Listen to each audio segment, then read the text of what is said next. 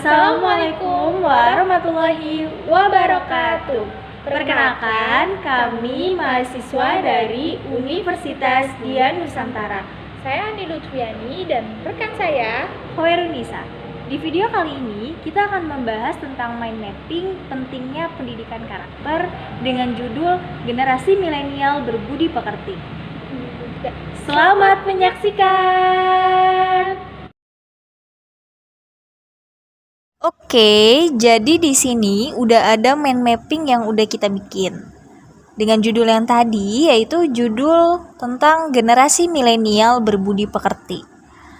Dalam judul yang kita ambil, kita mengembangkan 4 poin, yakni yang pertama ada membangun watak, moral, religi, dan kepribadian.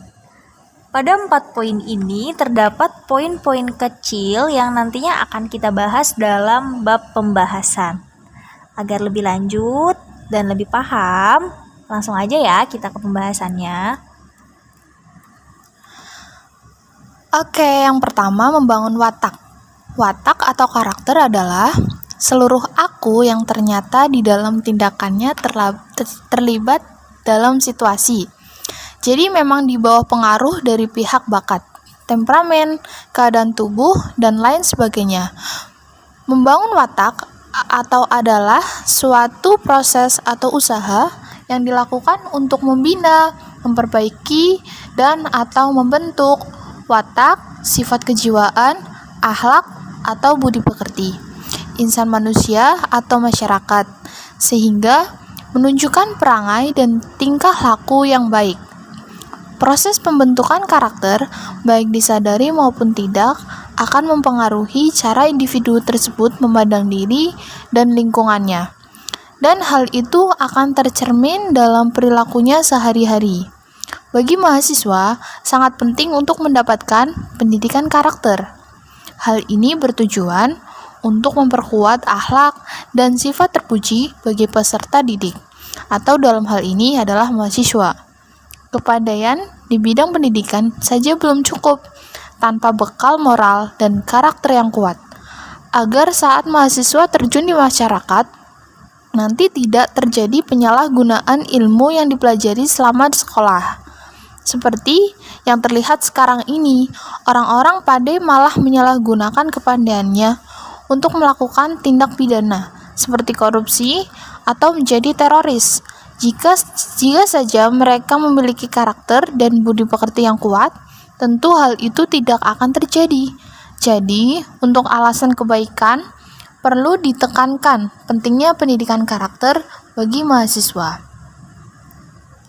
Lalu untuk poin yang kedua, ada moral. Pengertian moral yaitu perilaku yang sesuai dengan kode moral kelompok sosial. Moral sendiri berarti tentang tata cara, kebiasaan, dan adat. Perilaku moral dikendalikan konsep-konsep moral atau perilaku yang telah menjadi kebiasaan bagi anggota suatu budaya.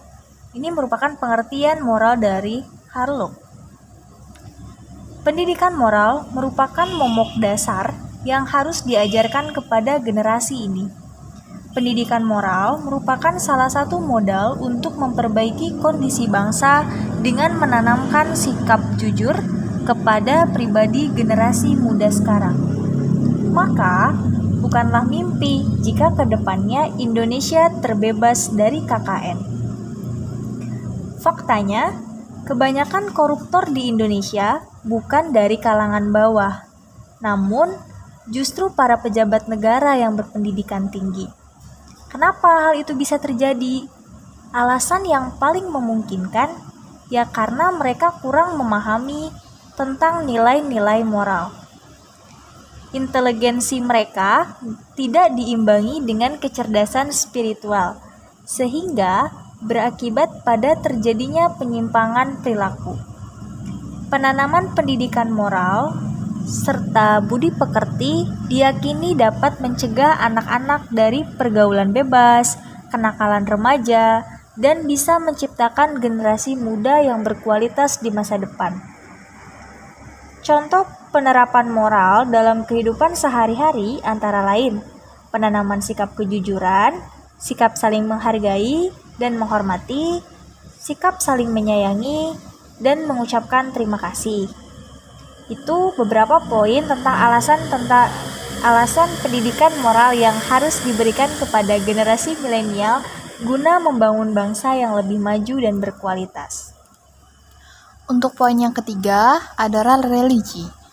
Religius adalah nilai-nilai kerohanian yang tertinggi, sifatnya mutlak dan abadi, serta bersumber pada kepercayaan dan keyakinan manusia. Sikap religius yang perlu diterapkan pada diri seseorang agar memiliki karakter yang baik itu terdiri atas 3 pondasi utama, yang diantaranya adalah jujur, berakhlak baik, dan bertanggung jawab.